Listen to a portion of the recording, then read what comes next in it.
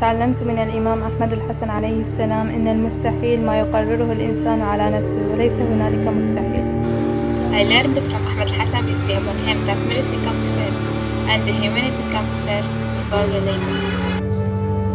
Aprendí de Ahmed Hassan de Les La Paz que debo mirar a la gente con el ojo de amor, porque quien mira a la gente con el ojo de amor no ve más que el bien, y quien mira a la gente con un ojo distinto a ese ve las faltas. از احمد الحسن علیه‌السلام سلام آموختم که کلام نیکو را بگویم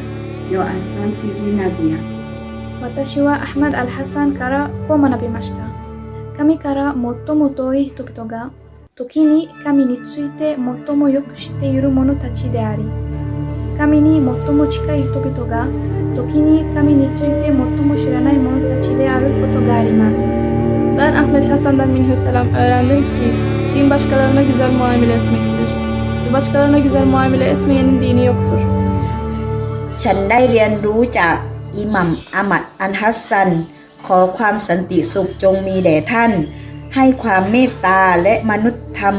มาเป็นอันดับแรกมนุษยชาติมาก่อนศาสนา Mən İmam Əhməd Əleyhisselamdan öyrəndim ki, ona ən yaxın olan kəslər xətalarını və günahlarını etiraf edən kəslərdir. Çünki xətalarını və günahlarını etiraf etmək fəzilətdir. تعلمت من أحمد الحسن عليه السلام ألا أستغني عن شخص ساعدني في يوم من الأيام حتى وإن كان شخصا كافرا أو ملحدا أو مدمنا. از احمد الحسن از ایشان سلام آموختم هر که از کسی را خرد کند گناه بیرون رفتن او را بر دوش می کشد.